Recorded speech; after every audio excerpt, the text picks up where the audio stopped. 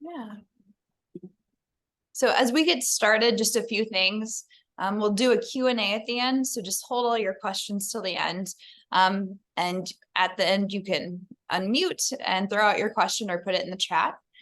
We are recording this presentation, and I will email it out to everybody sometime later this week. And then please stay muted. We've got several people in here today, so just keep your microphone off. So just first off, what is this? Who are we? I'm Emma, and I founded Backlog. Backlog is my little company, and we're based in St. Louis. I found that a lot of places need a little bit of archival help or need an outsider's opinion. Then they need someone full-time on staff, sometimes because of budget constraints. And that's kind of what Backlog does.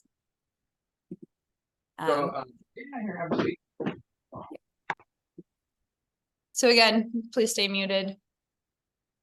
So we do archival needs assessments. We can help you design some digitization workflows. We've done a lot of those in conjunction with bringing small historical societies online to OMECAs.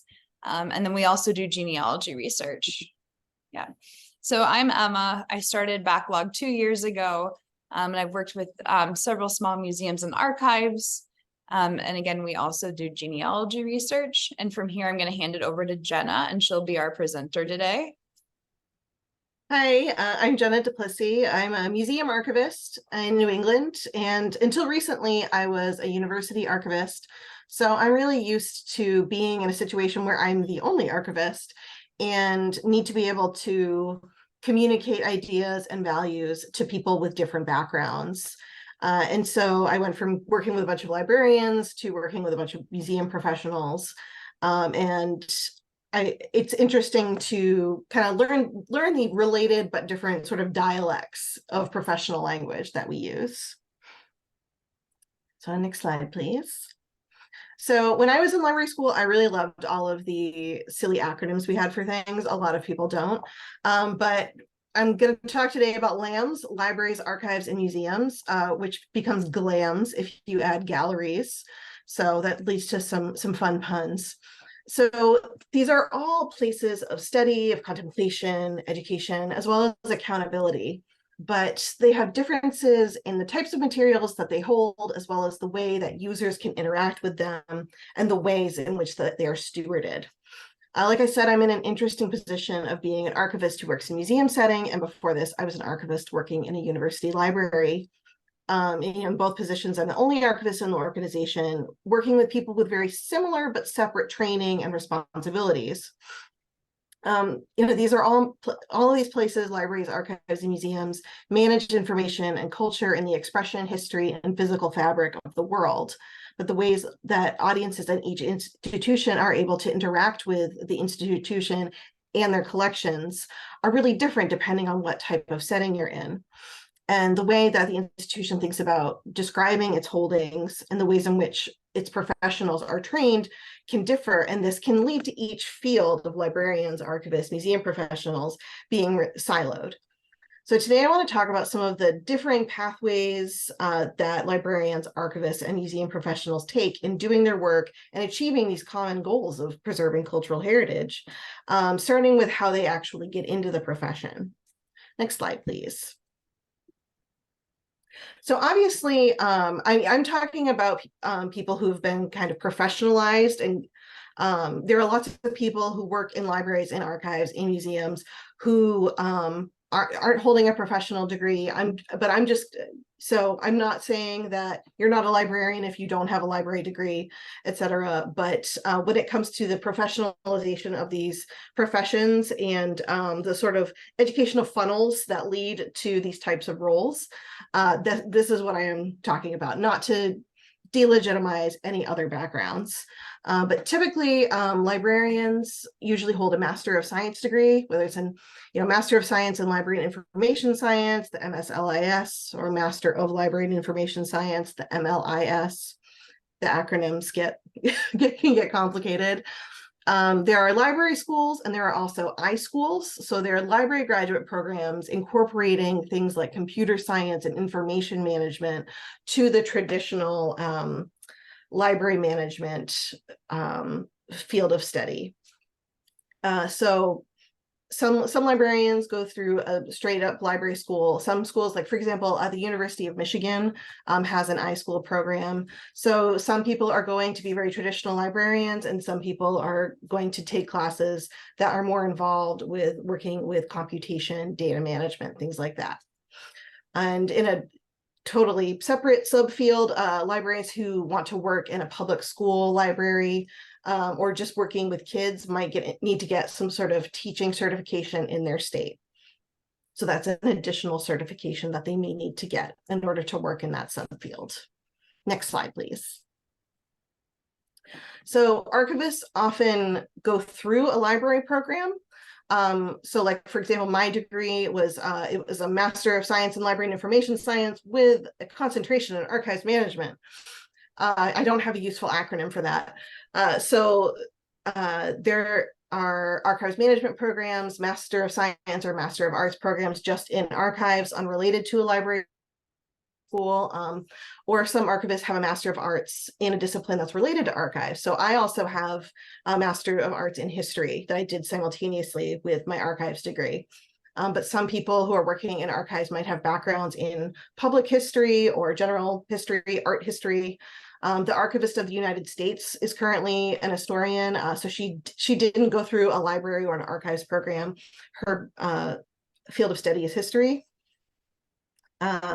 So a census is a gigantic survey that the Society of American Archivists puts out every few years. So the A Census 2 was just released. So the data shows that the archives profession is really highly educated. An overwhelming majority, 86% of respondents have a master's degree or higher.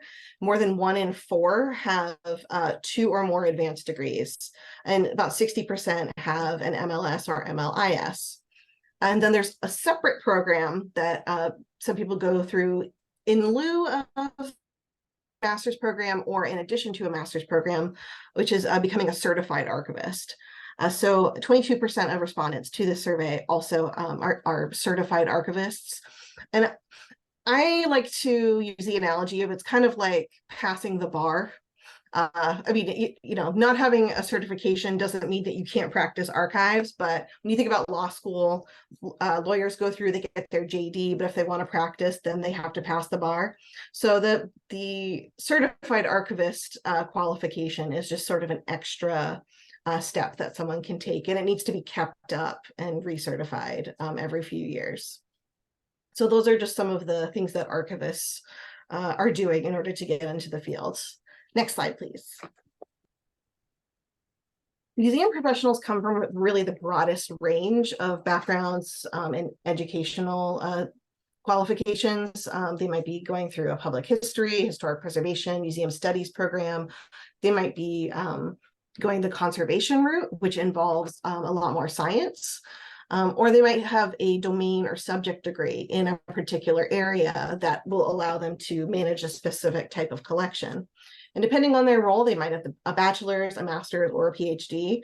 So museum professionals are doing a really broad array of work, whether it's working with collections, working in conservation, working in outreach, education, or working in exhibit design. So there's a much broader range of backgrounds that you tend to see on a big museum staff. And I know, and some of that is just my personal experience, but because museums are public facing in a slightly different way from libraries and archives, they need a much more diversified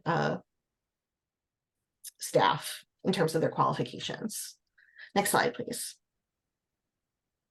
I don't know if anyone else uses the phrase cousin professions, but I like to think of other cultural heritage type professions as the cousins, you know, related, perhaps in ethos, but not exactly in the work that we do. So archaeologists, you know, I've actually worked on some archaeological digs, and we have some archaeological finds in our collection. We have some historic houses that we manage, and so some archaeology was done at them. So we have those things in our museum collections.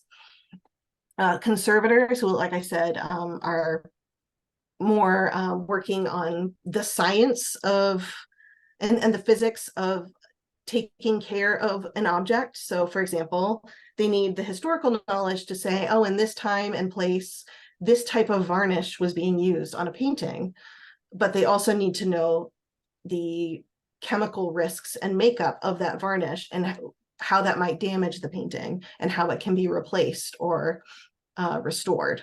So it's a really interesting marriage of humanities and science. Curators are usually defining a narrative, whether it's of a collection or of an exhibit. So they're sort of setting the collecting goals, as well as design how the collection will serve an exhibit, how it will serve particular programs. And then there are records managers, information managers, knowledge managers who are in a wide variety of environments, everything from pharmaceutical companies to local government. So, you know, they might have gone through an iSchool, or they might have gone through local government, or, you know, a government or civic relations type of education. So those are all doing related work. Next slide, please. So at the national level, these three professions are represented by three big organizations: the American Library Association, the Society of American Archivists, and the American Alliance of Museums. So what these organizations do is create a professional sense of identity, but they also accredit organizations and programs. So they'll accredit individual museums or accredit particular graduate programs. They do advocacy for cultural heritage and libraries and archives and museums, and the public value of these types of institutions.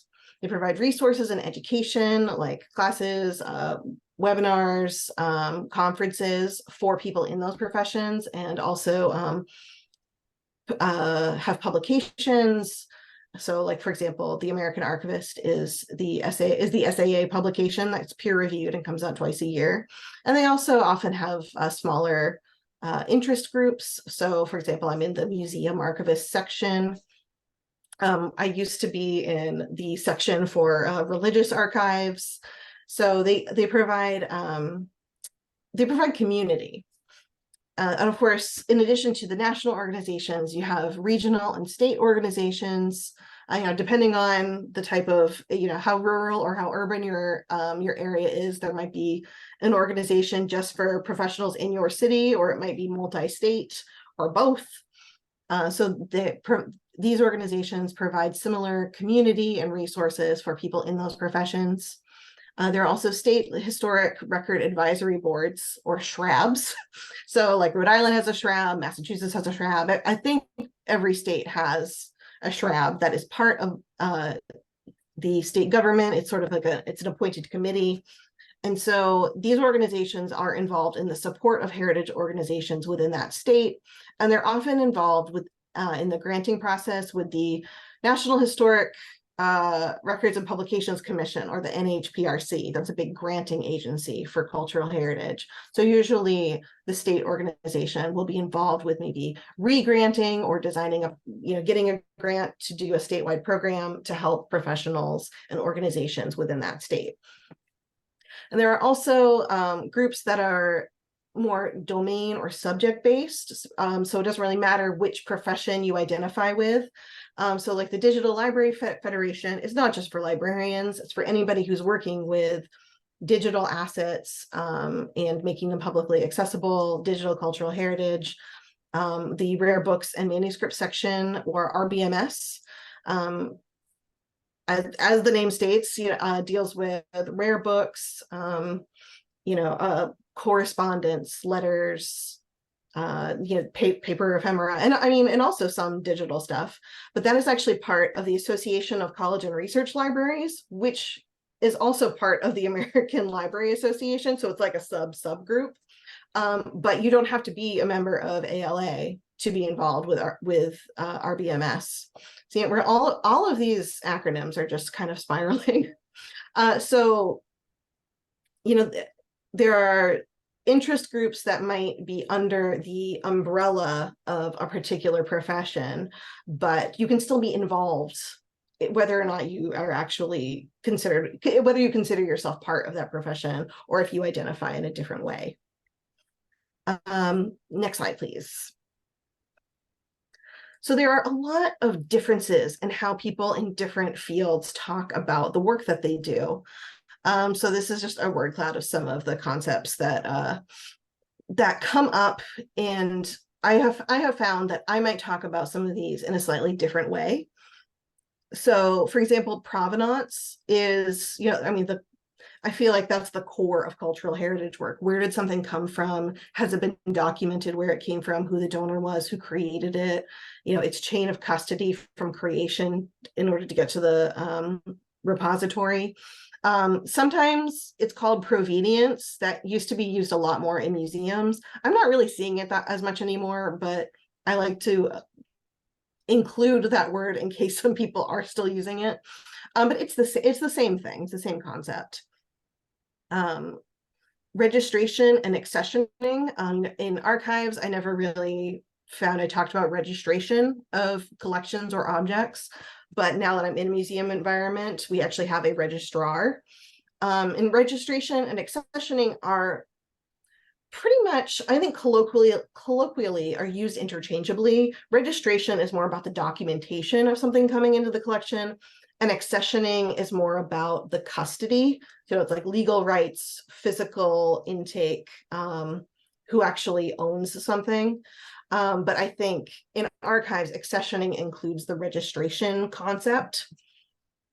So, in my position, we talk about registration and accessioning kind of as parts of a continuum, but in other environments, they might be used in slightly different ways. It kind of depends on your workplace and the people who are working in it. What constitutes a collection? Is it a manuscript collection of many pieces of paper? Is it the whole book collection that came from one donor? Is it a natural history collection that has been built up over time? Or the collection of finds from one archaeological dig? Is it an art collection? Is it objects that were all funded by one person but didn't necessarily come in all at the same time? Say like a particular, say an art museum has a fund and it's named after this particular donor, and it's used to buy art from, say, contemporary American art. But it's not being chosen necessarily by that person, and it's not being chosen all at the same time. So whereas, you might think of a manuscript collection as really coming from one place, maybe in installments, but all coming from the same origin at roughly the same time. You might have an art collection that is just chosen, the pieces are chosen according to specific criteria, but they didn't all come into the institution at once. So depending on context, a collection could be a bunch of different things. A collection could also just be everything that you have. Processing and cataloging are really the processes of the process of processing, the procedures of documenting what it is that you have, and making a process for people to be able to find it, whether it's in a library catalog, in a database, something like that. I don't hear people talk about processing really outside of archives. Processing might be, we're processing books that are coming into technical services, and that's cataloging them, putting labels on them, putting barcodes on them. That might be a type of processing. But archival processing is arrangement and description, making sure things are physically or intellectually arranged in a way that makes sense, and creating a catalog record or a finding aid so that a user can approach and understand them. But cataloging can also be part of the archives processing process. You create a catalog record for the whole collection that goes into your library's catalog or your database. But cataloging can also be for books or for objects. Archiving, we talk about, I feel like archivists have given up on explaining what archiving is. But I hear people all the time talk about, I wanted to, pull these articles for my research and I'm going to archive them. No one knows what that means. So the way that different professions, whether it's libraries, whether it's librarians or museum professionals or people completely outside of LAMs, everyone is thinking about this concept of archives in archiving as a verb in a very different way to an archivist, but that's okay. The core concept is that things need to be kept, perhaps for a certain period of time, perhaps in perpetuity. And when your coworkers are talking about archiving things in a way that perhaps not the way that you would think about them, that's an opportunity for a conversation. As with any of these, if you're using the same terms differently or talking about the same process using slightly different terms, you can have a conversation to make sure you're all on the same page and that you're actually sharing in the work. Digital libraries and digital exhibits are really fluffy terms, like how online is your stuff? Is it just a web page? Is it searchable? How interactive is it? Are there interactive digital elements to a physical exhibit, like with touch screens? Those can mean a variety of things. What does access mean in your institution? How are users interacting with the types of materials that you have? Some of that can be based on your institution or just your particular community, your particular collection, your staffing. But does this mean going to a reference room to sit and look at an archival collection, going to an exhibit, using a digital library, checking out books, do things circulate or not? Access means different things to different professions and different institutions. I've also found that a finding aid is a really general term in cultural heritage work. It has a really specific meaning for archivists, that it's formatted a particular way. It describes and contextualizes a collection and gives an inventory of what's in the collection. But a finding aid more broadly might just be an inventory. It might be an explanation or a narrative of a collection. These are opportunities to figure out, well, what exactly is our goal here? Do we want just a sort of general description of these materials, or do we want an archival finding aid? So what is a catalog?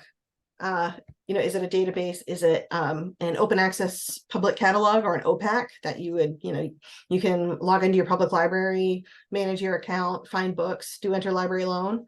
What does it mean as a verb? And what do we talk about when we're talking about preserving something, conserving something, restoring something? Those all mean very different things in very different contexts. So when you're having a conversation with people of differing backgrounds, particularly differing professional backgrounds, it's really useful to make sure that you're talking about the same thing and actually setting common goals. Next slide, please. So similarly, there are all kinds of job titles that can be related to any of these fields. What's a collections manager? A records manager may or may not be the same as the archivist. A manuscripts processor or a processing archivist are also archives work. People working with metadata or digital whatever, you might get, librarian, archivist, specialist, manager tacked on to whatever the thing is that they're doing. I mentioned museum registrars. That's also a pretty specific subfield. Anyone who works with books that are old, books that are cool, might get the rare books librarian, special collections librarian kind of title. In my last position, I was an archivist, but I was also a special collections librarian. And of course, curator. This can mean just about anything across these different contexts.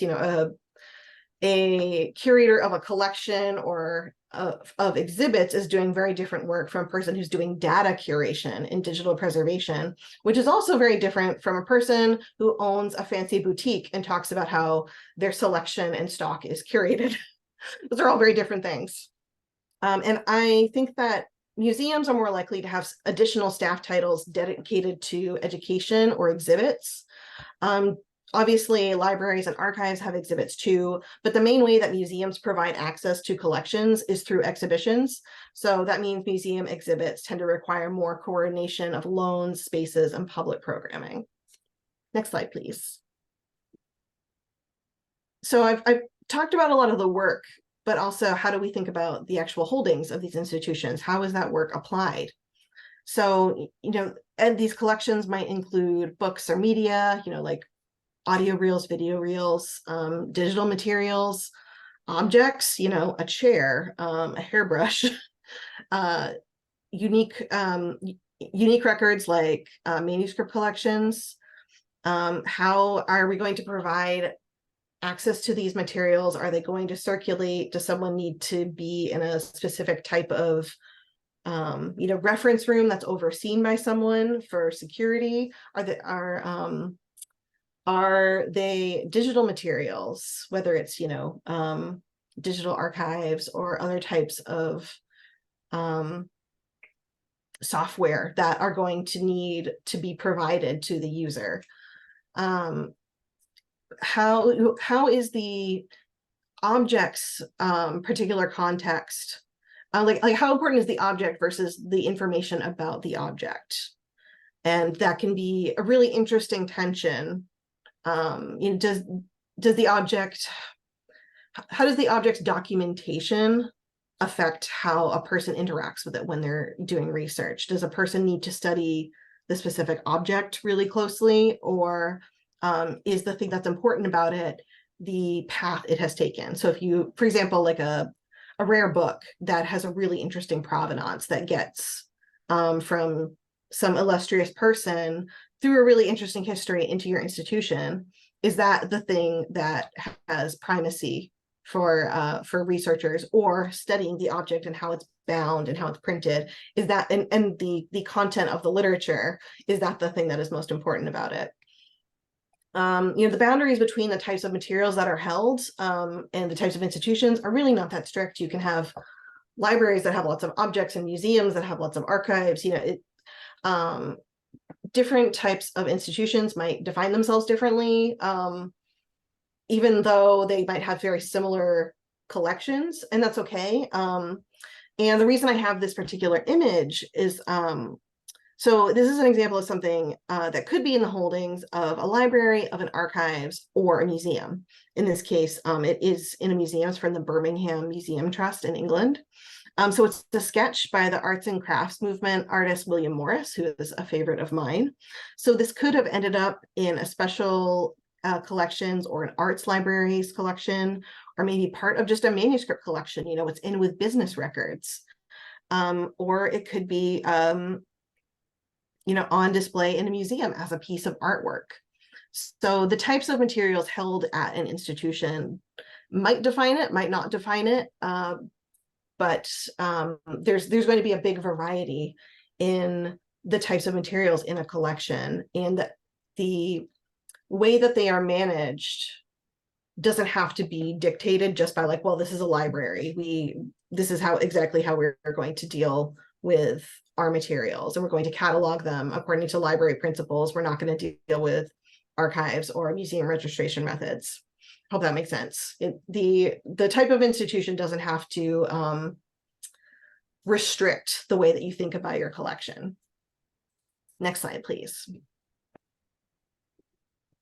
So the organization itself also might be set up in many different ways. So in the United States, you might have a nonprofit, which is a 501c3.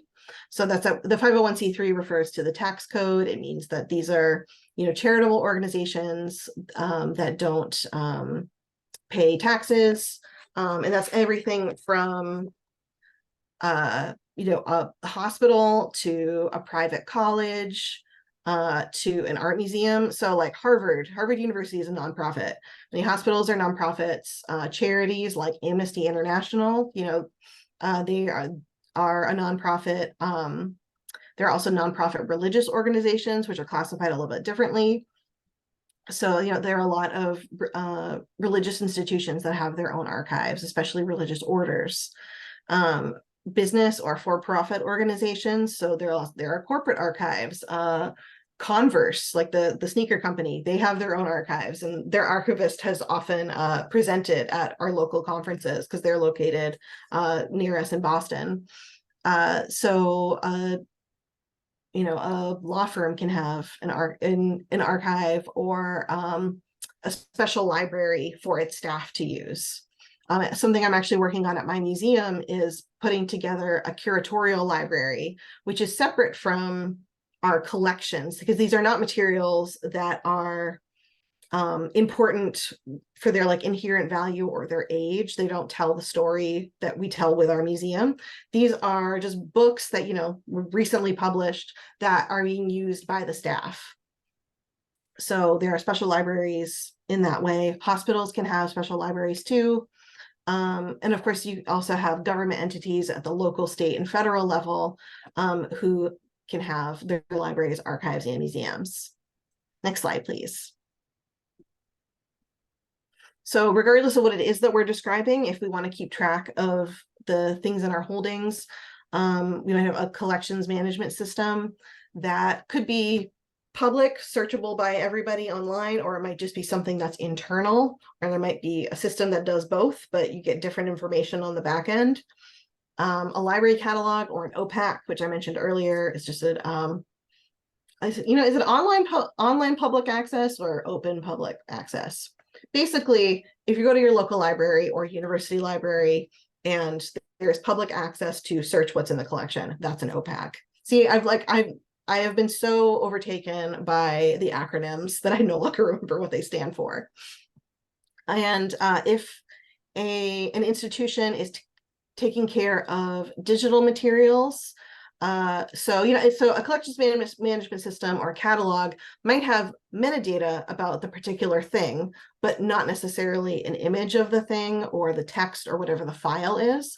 A digital asset management system will have the actual digital asset in it as well. So that gets abbreviated as DAMS, D-A-M-S. When I was in library school, there was actually a class that was abbreviated DAMS for LAMS. So digital asset management systems for libraries, archives, and museums. So those can be used across the board in any of these institutions. They're also used by, communications organizations to keep track of all their photographs and things like that. So they have a broader application outside of cultural heritage as well. Next slide, please. So how we describe the things that we have is related to how the organization thinks about the units of its holdings. So like what I was saying before, what is the collection? What is an object within the collection? And the uniqueness of those materials. So obviously, like cataloging a library book that you've just that was just published and you've just purchased for your public library is really different from say cataloging an artist's book where there's maybe only one copy or only 5 copies or something else that's particularly rare.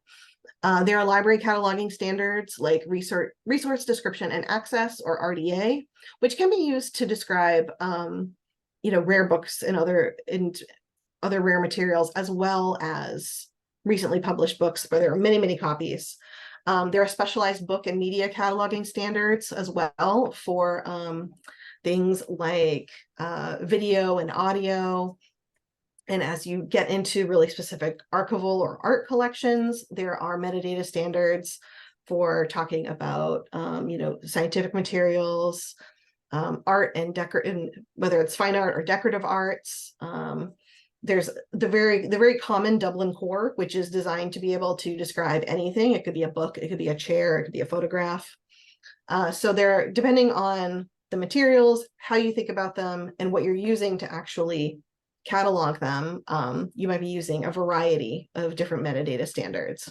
And then in museums, there's also the museum registration methods, which is a textbook and a handbook, but also kind of a standard for how materials need to come into a collection and be documented. And that's something I am only just, I'm becoming more familiar with in my new position that I hadn't needed to think about when I was just an archivist in the library. Next slide, please. So I mentioned Dublin Core already. Sorry, I mentioned these out of order. Some of the specialized standards for graphic materials or media, art, etc. So there's the Getty Art and Architecture Thesaurus. And there are standards and controlled vocabularies for aspects of things in cultural heritage collections. So like describing geographical locations in a standardized way. You know, I live in a town that shares a name with many other towns. So how do we make sure that we're talking about this specific place and not something else that's similarly named? Other controlled vocabularies like the Library of Congress subject headings. You know, I use those in archives work as well. And they're, of course, they're also designed for library cataloging. There are metadata standards for digital archives related to both the content of, you know, the text file or the video, as well as its various formats. Has it been migrated? What type of file is it? Things like that. And there are standards for archival finding aids, like describing archives, a content standard, which is what it says it is. It's what content goes into a finding aid, as well as standards for encoding finding aids to be machine readable. Next slide, please. So who is using the collections? Who's interacting with your institution, and how are they doing that? Depending on the institution and the collections, they might be professionals or really specialized people coming in to do research, or it might be the general public. It might be kids. There's such a wide variety of people in the world who can be interacting with your institution in many different ways. There are lots of different terms used by LAMs to describe these audiences. So stakeholders, visitors, patron, user, reader, researcher, customer. And these all kind of convey a different sense of how the institution interacts. It doesn't necessarily, there's not a definition of a patron being different from a user, but you can think about the context of how do these words and definitions of audience members, what do they say about the services you provide and how you interact with your public? And as I've kind of mentioned a bit before, audiences interact really differently with libraries, with archives, and with museums, and with different elements within all of those institutions. You know, do materials circulate? Are there exhibits to go to? Is there programming? How is a person going to interact physically or remotely with the institution? You know, they might never step foot inside a library because they're getting ebooks or doing virtual programming through any of these institutions. They might be looking through your digital archives, you know, looking through things that have been scanned and they never actually set foot in the reading room. Or they might be doing, looking at online exhibits, or they can be doing all of those things in person. So there's a really wide variety of types of people and types of interactions that can be taking place. And they're not limited to a particular type of institution. Next slide, please. So I've emphasized the importance of having conversations. And I was part of a group, gosh, 6 years ago now, called Collective Wisdom. That was a group of librarians, archivists, and museum professionals who got together, went to each other's conferences, and put out a publication about the different cultures in these types of institutions, and strategized ways for us all to communicate better. And I also mentioned the big three organizations earlier. ALA, SAA, and AAM have the Committee on Archives, Libraries, and Museums, which of course has an acronym, CALM, which it's something that we all need. And so I think that's a great title for it. So, you know, the boundaries between all these institutions and all of our different professions can be blurred, but they do still exist. And so it's important to learn about our related fields. I think doing so allows us to communicate and collaborate better, because we have common goals. And if we are learning each other's languages and learning from each other when it comes to different aspects of professional practice, we can be better stewards of cultural heritage and also advocate better for all preservation workers. So I'm realizing I probably talked very fast. There's a lot to get through. So I welcome your questions. And I think we have a little bit of wrap up as well. Yeah. Yeah, so just really quickly, we'll do questions in a second if anybody has any. But we put together our fall webinars already. So next month we'll do one on researching between the lines. So how to research different communities when they may or may not be included in the metadata. So that'll be interesting. That's about researching Latino communities in St. Louis, but that can also be applied to other groups in other cities. And then Jenna will talk about how to order archival supplies also in September. And then she'll be back again to talk about 19th century handwriting. That's a follow-up to our June webinar. We had tons and tons of people register for that one, so we thought maybe we could kind of go deeper into a couple of the handwriting styles. And then November, we'll do one on interactive exhibits, and then another on how to use city directories for genealogy research. Yeah. And does anybody have any questions? Feel free to unmute or to throw something in the chat. Or if you have, oh, sorry, go ahead. What's up? I was gonna say, or if you have, you know, more recent collaborations that you've been a part of related to different professions, that would be great to hear as well. So we kind of work with a lot of historical societies who are like, where do we fit in here? And that's really like what this covered, just kind of what does everybody do? What are the languages that people use? I think the biggest one that we run into is processing versus cataloging. And that can cause a lot of confusion if we're not all using the same vocabulary. Not that anybody asked, but that was the genesis for this presentation. Yeah.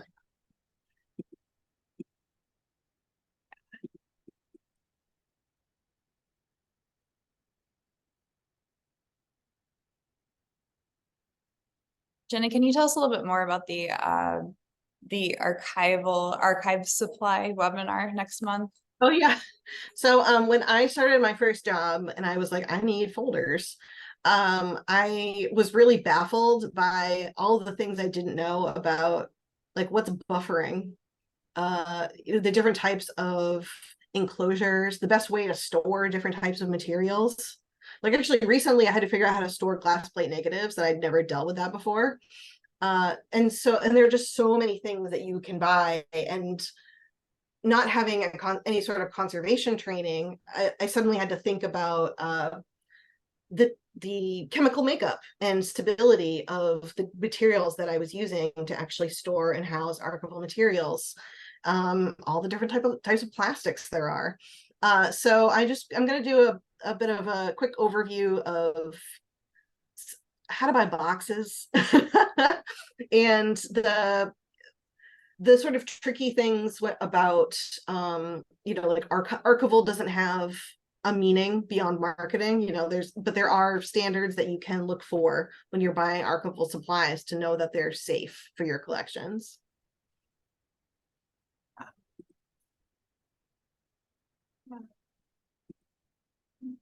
I'm going to tell you how to go shopping.